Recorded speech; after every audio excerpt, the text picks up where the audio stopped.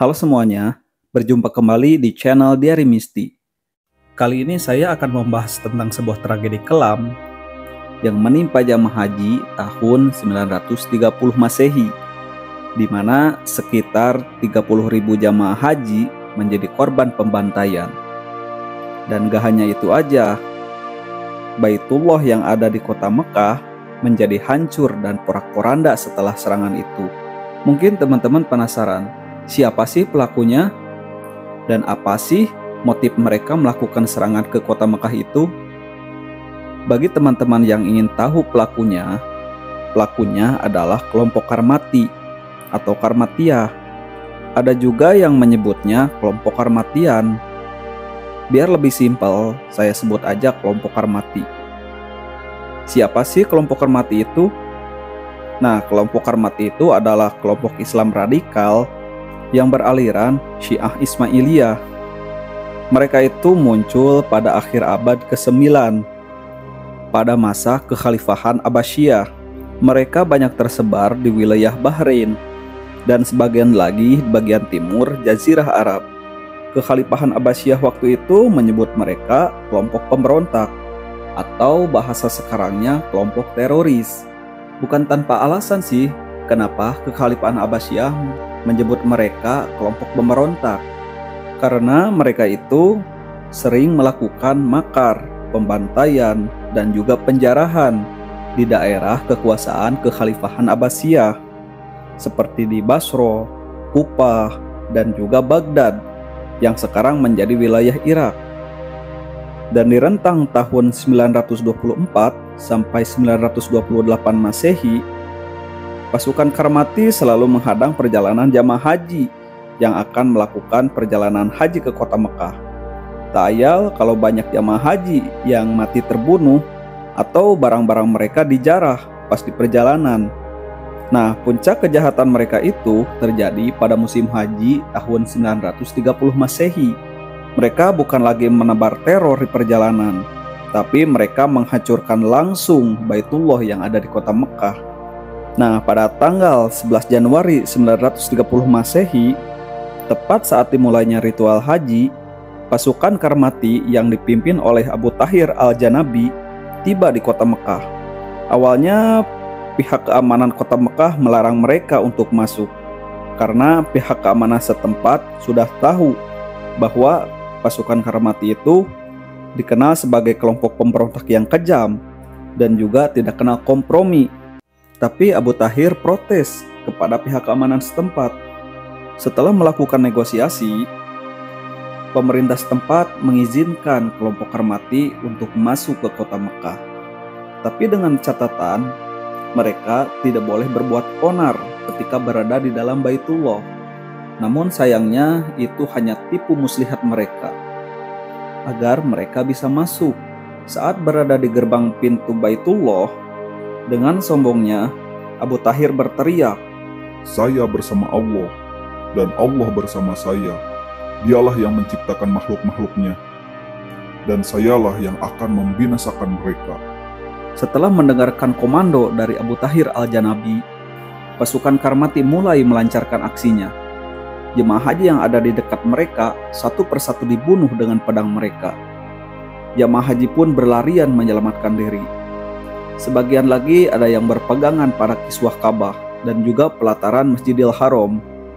Namun, mereka pun tetap dibunuh. Para jamaah yang sedang tawaf pun tidak luput dari tebasan pedang-pedang mereka.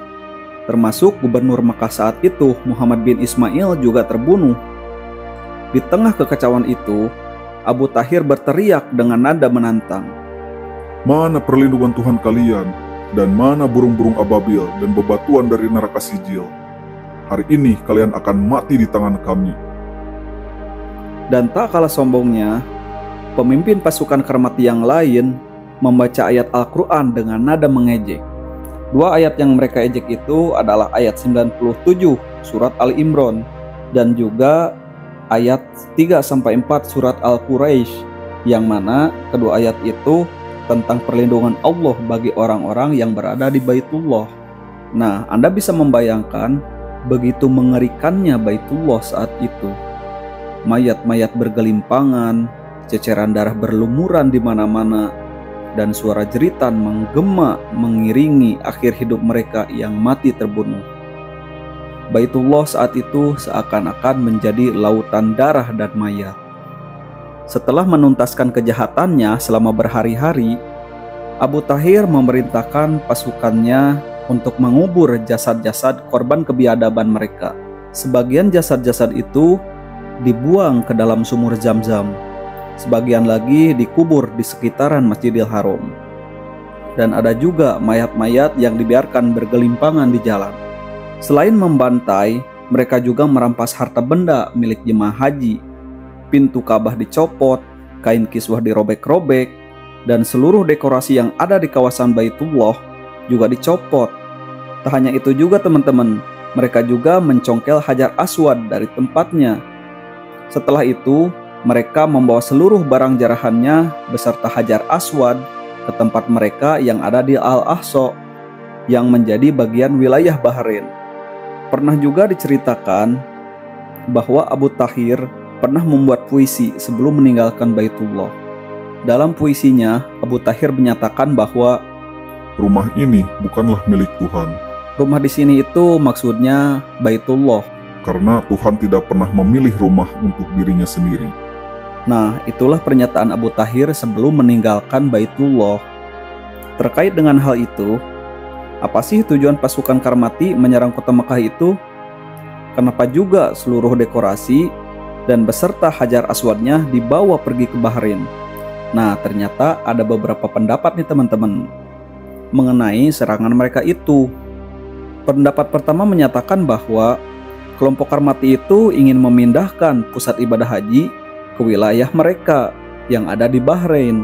Makanya seluruh dekorasi dan juga pernak-pernik yang ada di kota Mekah dibawa kabur oleh mereka. Dan menurut cerita lain, Hajar Aswad itu diletakkan di Masjid Al-Biror yang ada di Al-Aqsa, Bahrain. Dari pemindahan seluruh properti Baitullah itu, mereka berharap akan mendapatkan keuntungan ekonomi dari aktivitas ibadah haji yang telah mereka pindahkan.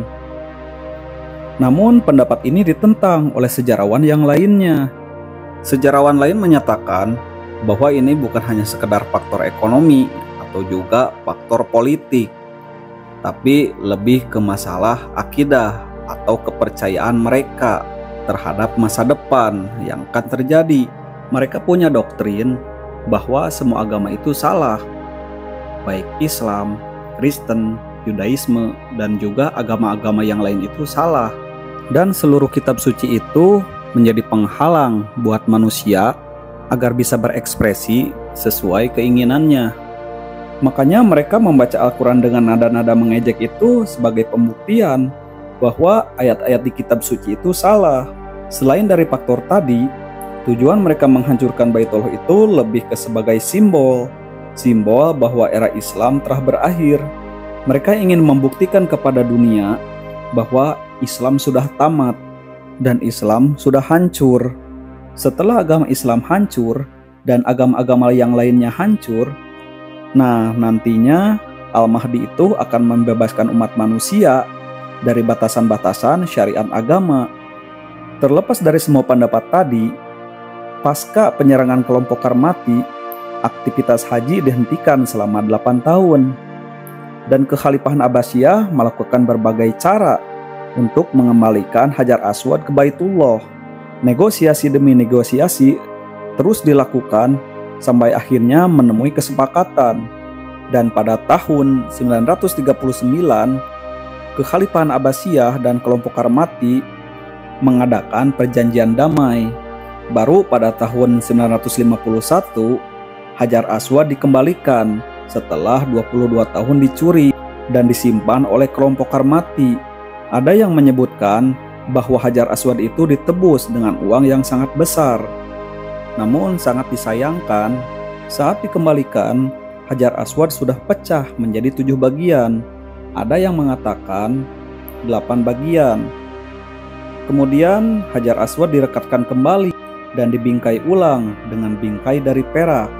Nah, bagi teman-teman yang telah mencium Hajar Aswad ketika berhaji atau berumroh, perlu diketahui teman-teman bahwa Hajar Aswad itu dulu pernah hilang selama 22 tahun, dan Hajar Aswad juga menjadi saksi atas kebiadaban kelompok yang mengatasnamakan agama terhadap pembantaian yang telah mereka lakukan kepada puluhan ribu orang-orang yang tidak berdosa. Segitu aja teman-teman. Semoga video ini menambah wawasan bagi kita semua. Terima kasih telah menyimak video ini. Sampai jumpa di video selanjutnya.